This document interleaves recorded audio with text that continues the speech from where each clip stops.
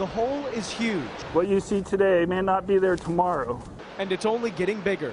We wouldn't be surprised if by the end of this wet season, much of the lower portion of the spillway has been eroded away.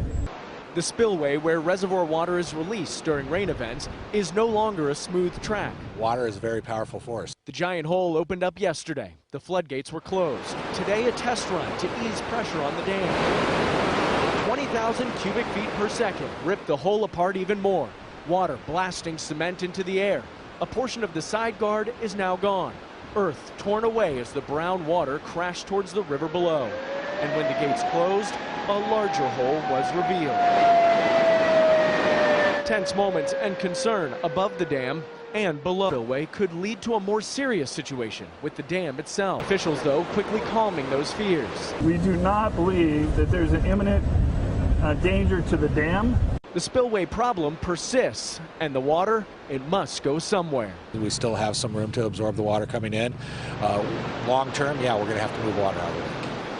Number of levee breaks along the Cosumnes River at this hour, and a number of homes and streets are flooding, even trapping some people in some areas. Firefighters, friends and neighbors coming together in a sandbag brigade to help keep even more runoff out of this already flooded home. But as water from this swollen Cosumnes River started overflowing its banks, the pressure was too much and the levee gave way. Earlier, Sacramento County Office of Emergency Services warned residents to be prepared, and as expected, the levee started to crumble. It is getting worse, unfortunately. Our levee systems, they were doing their best, but now we are seeing breaches. The rising water not only affecting homes and yards, but even livestock were forced to find higher ground.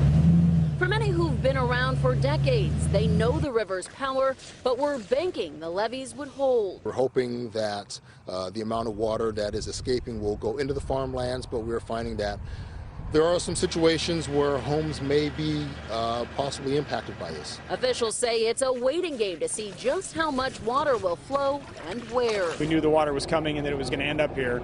Just where it actually goes and who it floods first and most severe is kind of the unexpected to us.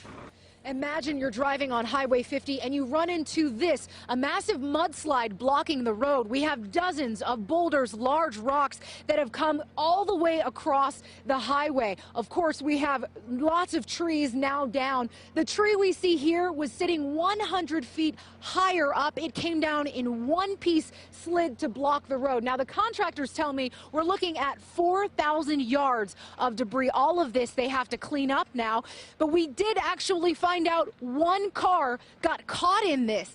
That red car over there was a couple with their dog heading to Tahoe.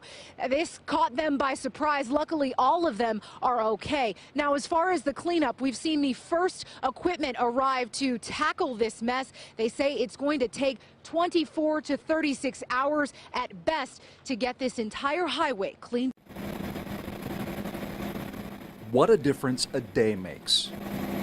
The amount of water flowing into Lake Oroville dropped from 190,000 cubic feet per second to 130,000 in less than 15 hours.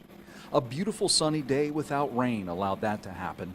There was a strong possibility that the water would have come over the top of the emergency spillway, that slope of land next to the controlled spillway.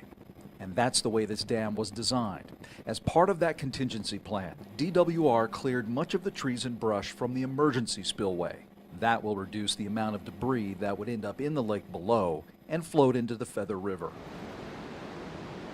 Also, they were able to reduce water releases overnight from 65,000 cubic feet per second to 55. The controlled spillway suffered massive erosion, a hole nearly the size of a football field. That sent water off its man-made path, taking land and trees with it. The downstream effects of that turned the Feather River into a mud bath. In downtown Oroville, the Department of Fish and Wildlife moved about 4 million small salmon and steelhead from the Feather River fish hatchery to keep them alive. And is not in jeopardy in any way from this event.